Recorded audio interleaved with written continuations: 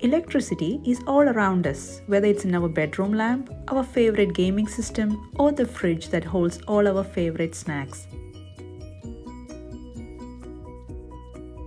These days, it even powers many of our cars. But have you ever wondered where exactly electricity is produced or how it manages to get to your house? Learning and understanding where electricity comes from and how we are able to consume it allows us to better manage our usage and be more mindful of our resources. So what is electricity and how is it made? Electricity is a secondary energy source that we get from the conversion of other sources of energy such as coal, natural gas, oil, nuclear power, and so on. These energy sources are known as primary sources. Primary sources can be renewable or non-renewable. Resources that can be used repeatedly and that are naturally replenished are called renewable sources, like the solar energy, energy generated from the wind, and falling water. Non-renewable resources, on the other hand, are those that cannot be replenished with the speed at which it's consumed. Most non-renewable resources are fossil fuels. These are natural substances like coal, natural gas, and oil. Electricity in the United States is produced with diverse energy sources and technologies. The three most commonly used are fossil fuels, nuclear energy, and renewable energy sources. Where electricity comes from and where consumers get their energy varies from place to place. The electricity that power plants generate is delivered to consumers over transmission and distribution power lines. This complex system, sometimes called the grid, includes substations, transformers, and power lines that connect electricity producers and consumers. In the United States alone, the electricity grid contains thousands of miles of high-voltage power lines and millions of low-voltage power lines with transformers that connect thousands of power plants to millions of consumers across the country. High-voltage power lines that are hung between large metal towers are able to carry electricity over long distances. Whereas lower voltage electricity is transmitted through transformers which steps up or steps down the voltage to adjust the different stages of the journey from power plant to home or business.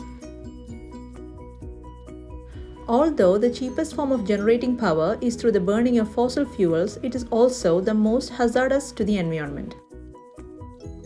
The burning of these fuels release carbon dioxide to the atmosphere, which has been linked to serious environmental complications including global warming, air pollution, natural disasters, habitat destruction, and chronic health problems.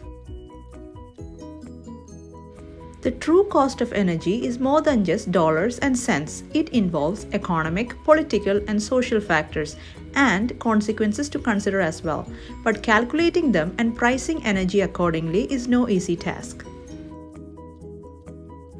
Our energy choices and decision impacts Earth's natural system in ways we may not be aware of, so it is essential that we choose our energy sources carefully.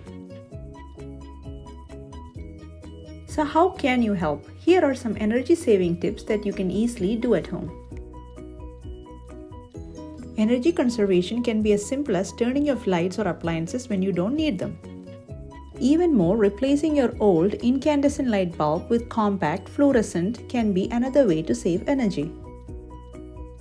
You have probably heard about a carbon footprint, the number of greenhouse gases an individual, action, or entity produces. But did you know there is also something called a water footprint? What a lot of people don't know is that generating electricity can leave a heavy water footprint.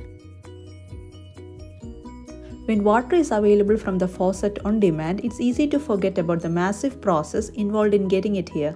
It has to be treated, pumped, filtered, delivered, and more, all of which requires electricity. Using less water and electricity offers a lot of upsides for you, your community, and the environment at large. None of us can do it alone, and we can only do it together.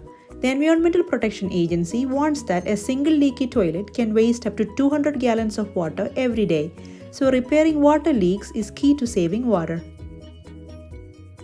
Also, watering your outdoor plants earlier in the day so the water can better reach the roots instead of evaporating in the sun is another way to efficiently use water. Another area to consider is how you do your laundry. On average, household laundry accounts for roughly 15% of household water usage and around 5% of electricity bill.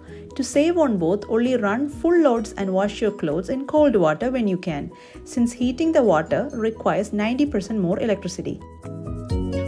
Also, skipping the dryer and hanging your clothes in air dry is another way to save.